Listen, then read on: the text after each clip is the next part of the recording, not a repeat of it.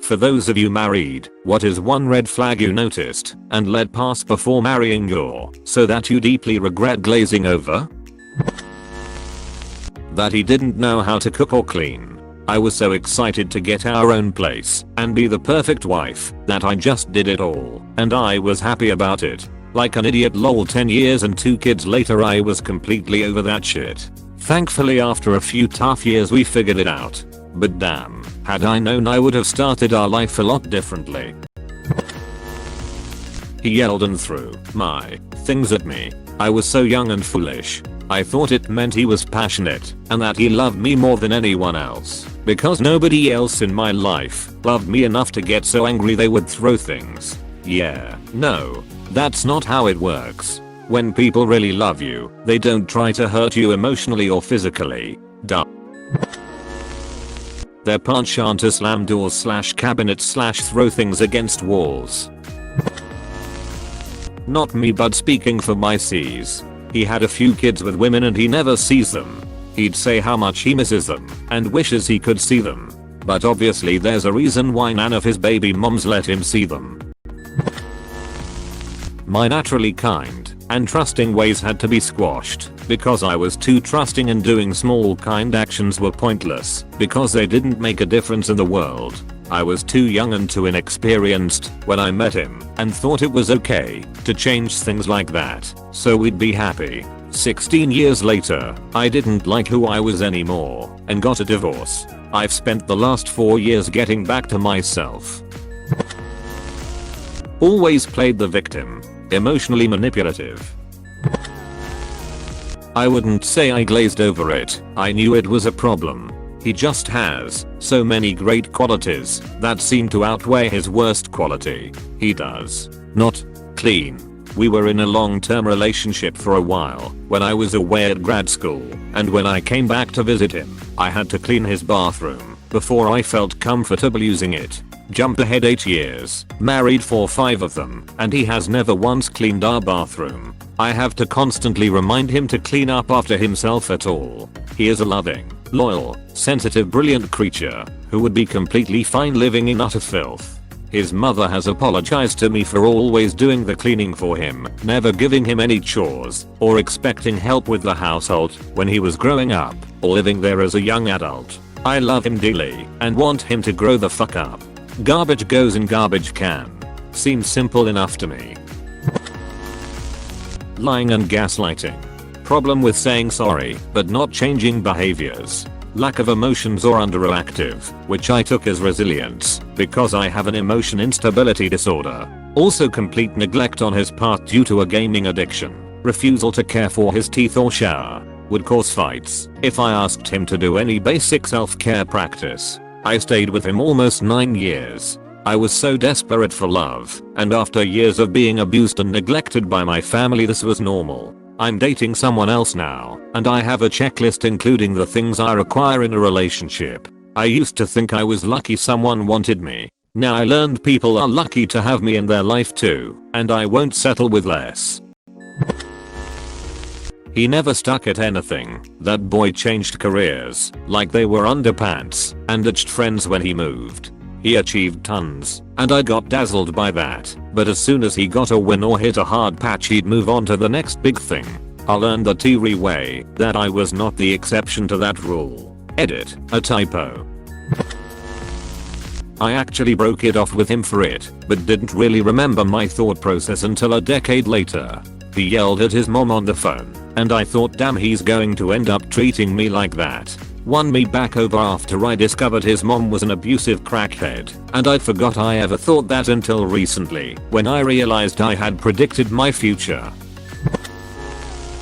He couldn't bring up a time in his past when he had ever made a mistake. Everything that went wrong was someone else's fault because everyone was out to get him. He never had any problems, never had any emotional issues. When his abusive father died, he said he felt nothing and was quite cheerful about it. He worked in a therapeutic community but was perfect emotionally. He has never expressed any emotional pain. Not when I was ill, not through all our miscarriages, not when I was diagnosed infertile, not when I was depressed, not when our marriage was in trouble, not when we divorced. Everything was fine. Everything was good. I wasn't fine. He wasn't fine. I just believed him for so long it never occurred to me that his emotional strength was nothing of the sort.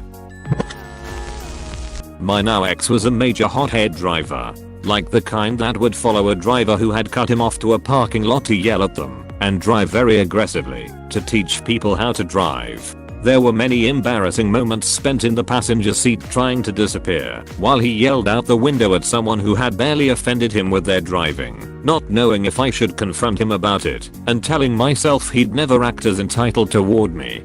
But he did, and it didn't take long. It started with a fuck you when I asked him to bring a bowl of eggs from the kitchen to the dining table instead of just sitting there allowing me to serve him, after making dinner without his help every day, after working 40 hours same as him. And it progressed into literally not one word I said being worthy of his time. I couldn't speak without being interrupted, told I was wrong, or googled to prove I was wrong right in front of me, and eventually I just stopped speaking at all. All important decisions were made without my input until I no longer felt like a person and left. Reading this thread and thinking that not getting married sounds like a great idea now. Stonewalling during arguments, insulting me then saying it's just a joke when I get upset. Any little thing that annoyed is going to get amplified when you get married. Don't expect them to change. For example, maybe they don't do laundry or wash their own dishes. Weirdly common. Now they expect you to do all that. A baby makes it even worse. Oh, he didn't do his own laundry? Don't expect him to wash the baby's clothes. Never cleaned the bathroom? He's never going to change a diaper or give the baby a bath unless you beg. He is crazy about cheese. Like, one time at a wedding I lost him after the ceremony and thought he's probably looking for cheese, and sure enough, he was going wild on the cheese platter before anyone else had even gotten over to the appetizers. I haven't had cheese to myself for years, and I love cheese. I dumped him after 7 years of trying to figure out what was wrong with me. Turns out he put his hands sexually our 3-year-old, but they could not prosecute, even though she was a credible victim, because it was her word vs his. The shit part is that he still has visitation twice a week. She is 12 and doesn't remember, but I do. There is nothing I can do to protect her those few hours a week. Just pray. Moral of the story, if something seems off, don't blame yourself. Get the hell out of there and do not make excuses.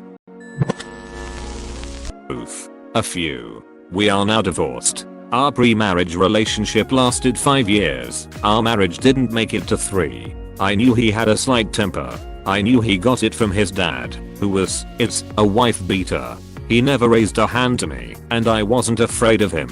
But he was so angry over things that were so dumb. I came home from college one day to our apartment, and his best friend were playing Dead Space 2. He had the internet hooked up to his PS4, and I needed the Ethernet cord to get homework done. I sat watching them play for a few minutes and I asked how long they would be. He lost his shit. I was selfish, and I needed to be patient. I left the room and slammed the bedroom door shut. His best friend told him that was fucked up. He later apologized. I found out, after we got married, from the same best friend, that there was one time he got so angry while fishing that he caught a turtle and killed it by bashing it over a rock. They were laughing like it was a good old boy story and I almost cried. Who does that? He was a linebacker on his high school football team, so I asked him 100 times to teach me how to lift, squat /deadlift, and he never wanted to. He told me that I should focus on cardio. He then was so angry at the slightest hit towards his masculinity or his ego. He laughed when Rush Limbaugh made faggot jokes. He was mad that I was going to be skating in a gay pride parade. People will think you're gay. One of the things I look back on was how angry he was by women /trans/POC and video games. They were forced in there and invading his safe spaces. Anyway, the last straw was the time that I gave him the silent treatment to see how long he would notice. It lasted 4 days before we spoke, and he asked me what I wanted for dinner. He didn't have a clue that I was mad at him for raising his voice at me 4 days prior. Thank God it happened in 2015.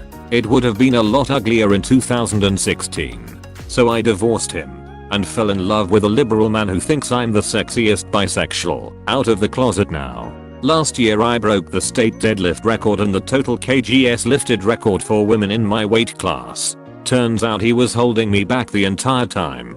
I regret not doing it sooner. He had never taken care of another living thing. No plants, no pets. Turns out it's because he's pretty selfish with his time. We've been married 5 years and have 2 young kids, 3 months, and the time he spends with them is appalling little. He just flat refuses to do anything that interfere with his time. God forbid our 4-year-old tries singing along when husband is listening to music. He shouts at him to stop because husband can't enjoy what he's listening to. Instead of being happy his son is showing an interest in husband's hobbies and trying to participate. It really breaks my heart.